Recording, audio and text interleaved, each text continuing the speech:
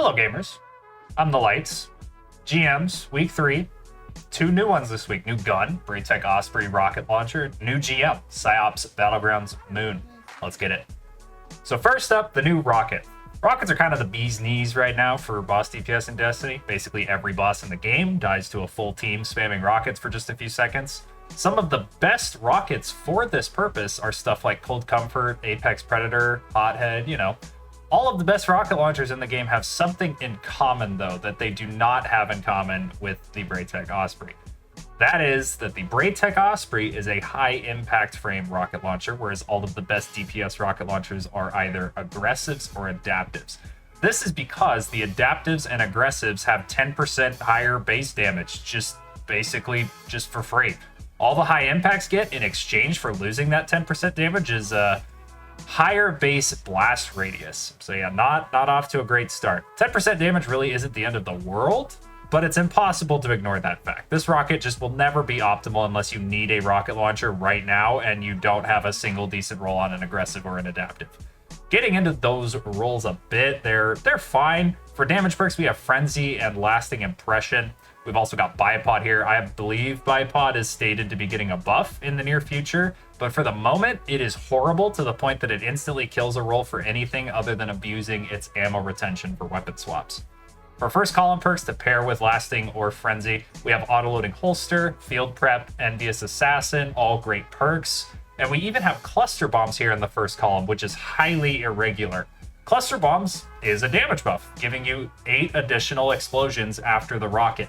Which, if we look at my Hez and Vengeance here that has the ability to switch on and off of Cluster Bombs, the Cluster Bombs deal 439 damage each, in addition to the rocket dealing 20,656 from impact without impact casing, and 72,380 from the explosion without a damage buff.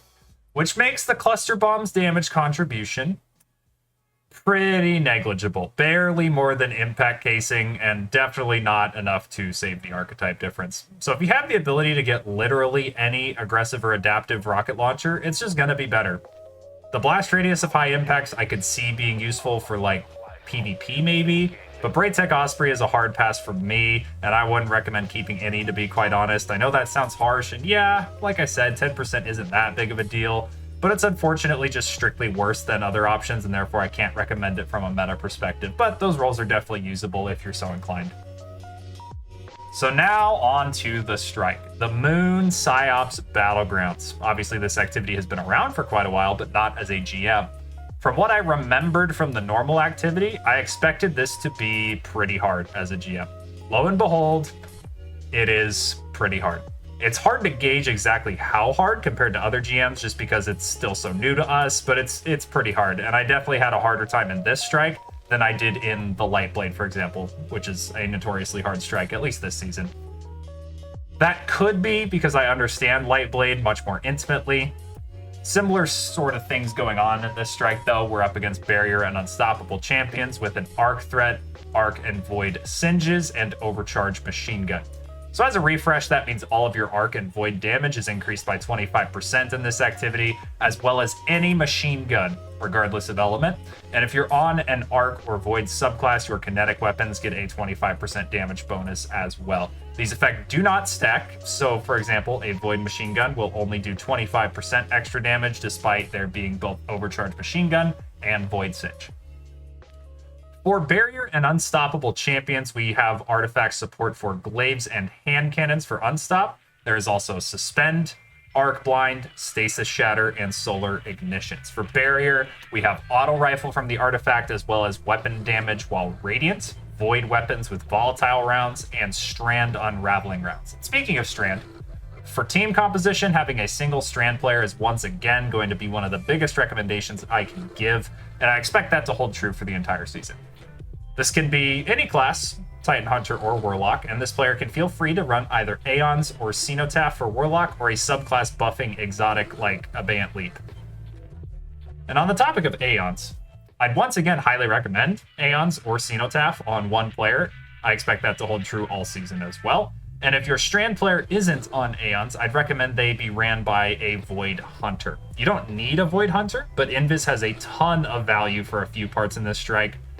And then for your last player, your third player, or last two, if you didn't opt to run a Void Hunter, you should just go for a bunch of damage from your last player. Void and Arc Titans are great for this. Void and Arc Warlocks are great for this. For Hunters, you can definitely run 2 Void Hunters with one on Aeons and one on Gerfalcon or something. Arc Hunter also goes hard if you're up to the task, but it's going to be brutally difficult in this GM, though with a very high upside. For weapons, we have Barrier, Unstop, like I mentioned, and Overcharged Machine Gun. I'd just have everyone on your team on a machine gun. You're going to need the slaying power. For champion purposes, the stock options would be something like Arbalest with a hand cannon for both Barrier and Unstop, or a Chill Clip Fusion and an auto rifle for both Barrier and Unstop. If you're in a position to coordinate your weapons with your team a little bit, it's great to delegate out some of the champion stunning duties. So you make sure that you have at least 2 reliable sources of stunning for both champion types across your team, but free people up to run powerful exotics or slaying special weapons like wave frames. Just to rattle off a few examples of guns that you can look to take advantage of by doing this, there's Quicksilver Storm, Wish Ender, Revision Zero, Risk Runner for Barons, Le Monarch. Great guns that should do very well here. For my first couple runs, I ran with a Strand Warlock with Cenotaph and the Navigator, an Arc Warlock with Getaway Artist and Arbalest, and then I was running Sentinel with Heart of Inmost Light, Harsh Language, and Wish Ender, and we all had commemorations on. I think there might definitely be a well spam play here with Phoenix Protocol or something, but the lack of Solar Artifact and Surge support kept me from trying it just yet, but I expect it to be pretty good, and I've seen some people have success with Solar Warlock here. Now to get into the actual strike itself, the first section you load into is a very linear kind of bridge section. There will be some questionably placed ammo crates and a lot of potentially deadly enemies. In the first sort of section of the bridge, you'll have a couple champs, nothing crazy. Next section is more of the same, but a lot more of the same. Several champions spawn here, as well as 1 Lightbearer Knight. The Unstoppables spawn on the tops of these little structures, and the barriers spawn underneath them or next to them. There's also a tomb ship in the second section that does a lot of damage, and shooting off its turrets with Wish Ender or something is definitely going to be a good idea. Other than that, there's nothing crazy here. Play around cover, get finishers or Cenotaph procs when you can, and stay on top of champion spawns and communicate with your team, because you can pretty easily get overwhelmed if an Unstop just wanders up to you without being acknowledged by anybody on your team. The last Unstoppable that spawns at the end of the bridge seems to trigger the next encounter when it dies, which is tricky because he's hard to ignore, and there are probably going to still be a few champions on the bridge when you're kind of wanting to kill this Unstop. So Strand to stall this guy is particularly helpful. At the time of my recording this, there's a bug preventing any run from awarding platinum outside of a few workarounds that I've heard about, but I could see this Unstop despawning the other champs being an easy way to lose platinum in the future for when this whole situation is fixed. After that, you have a simple section, maybe a dozen Thrall or so and 2 barrier champions, nothing major here. And now we're going to move into the ritual section, which has a light mechanic to it. There are basically 3 bowls that we need to have 4 tributes dunked into each. Tributes drop from Tribute Bearer Wizards on kill, and these Tribute Bearer Wizards will be spawning frequently throughout the encounter, just at the ends of each of these 3 little catwalks. When you first get in, my group had the most success starting from the middle bowl and just doing them all one at a time, dunking all 4 tributes into each before moving on. After you dunk the first tribute, you'll have an Unstop spawning in on your right and a barrier champion on your left. I like staying around the bowl and trying to defend it, but you need to be on top of these champs as they can get right up on you pretty quick if you leave them alone. You'll also have a bunch of other random ads spawn at the same time. Just try to hold out around the bowl as best as you can, and if you have a Void Hunter, they can use Invis to go and grab all of the burdens pretty safely after those champs have been dealt with by the entire team. You can carry up to 3 burdens of tribute at a time, but if you have only, let's say, 1 left to dunk on the bowl you're dunking on, and you try to dunk more than that, like 3 for example, you'll essentially just waste the other 2. It won't like go towards the next bowl or anything like that. The shielded crystals by the bowl correspond to dunked tributes, so just keep an eye on those if you're worried about it. Once you've finished off that middle bowl, you'll have a Shrieker spawn in the middle, which is squishy and annoying, so just get rid of it ASAP. At the next dunk point on the left, you're going to have 2 Lightbearer Acolytes over there, which are deadly, of course. It should be dealt with carefully. But then when you get over to dunk the next spot, it's really just more of the same. Hold out there, slay out, have your Void Hunter grab the tributes if you like.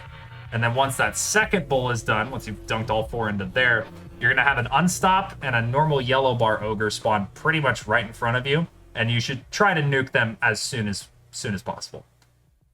There will also be another barrier and another shrieker at this same time. And throughout all of this, and even prior to now, adds are spawning constantly in this encounter, so no real downtime. Just keep that in mind and be efficient. Move over to the last bull, try to get that done as quick as you can, and then you're through. There's a pretty minor section before the boss room as well, where you have 2 unstoppables on a bridge. Nothing crazy here.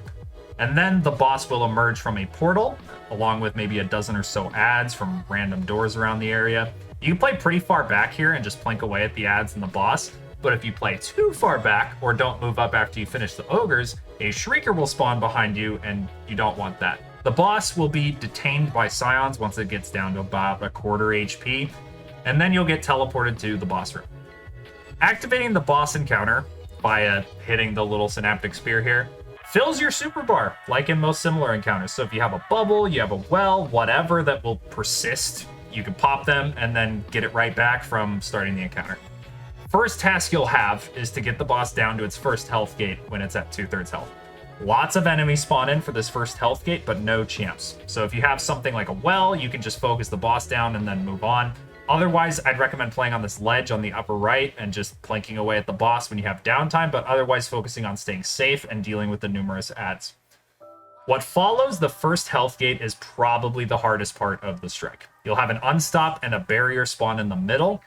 Savathun is going to spawn in, and you need to go into the middle to get the spear to do damage to Savathun. Blow whatever you need for this part. Supers, heavy, whatever you got to do. This is what you've been saving it for. This is the crux of the strike. Savathun hurts a lot. She can one-shot you. She can Nova Bomb you off the map. All kinds of stuff, and none of it's fun. Nuke the champs as soon as possible from safety, and then once the middle isn't a complete pressure cooker, you can get in and grab spears and get out as soon as possible.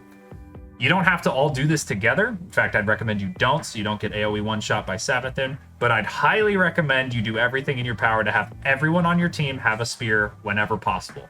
They slap pretty hard for just killing random adds. They help you conserve ammo. And then the third-person camera paired with the blink ability down to your grenade button can really help you survive. Savathun is going to take several full spears to go down, and while you don't want to do anything reckless here, you want Savathun gone very quickly because she absolutely cooks. Once that Savathun copy is dealt with, though, the boss will come back. And it's more of the same here with the first health gate. No champs here, just play your life and slay like hell. Then you're going to have 2 Savathun copies once you've reached that second health gate there. And yeah, 2 of them. There's also an ogre in the middle. Not a champ this time, though, so you can get rid of it pretty quickly. So now, this phase with 2 Savathun copies is actually easier than the first, in my opinion, because of the location of the synaptic spear nodes, which are the far sides of the arena, meaning you can often pick them up while still being safe from pretty much everything except the Savathun copy nearest to you. The Savathun copies spawn on either side of the arena, and they don't seem to roam from the side they spawned on much at all. And then, because of that, they can't or won't really cross-map you too much, so you're generally pretty safe from the one on the opposite side of you. So my team just stayed put, running around on the right side, using spears frequently to focus the near Savathun copy down first, and then just cross-mapping the other one. This goes for the first Savathun phase as well, but the spear's tracking is very strong, so you can just kind of Kobe these things from really far away to help make the process a bit safer. After both Savathuns are gone, just don't throw. Just do not throw. All you need to do is kill the boss, respect the trash adds, but just kill the boss and finish its ghost, and you're done. The enemies don't despawn until you actually crush the ghost, so have the Invis Hunter do it, or just make sure you can do it without chain dying, because that would be a horrible way for a run to end. But yeah, at the end of the day, the strike is hard. It's still very new. There will be more strats that surface as we get more familiar with things. So that being the case, leave your suggestions for folks in the comments if you've had some success with this strike. Let everyone know what rolls you got on the rocket or what you're looking for. Like the video if you liked it, and subscribe for more content like this. But that'll do it. Deuces.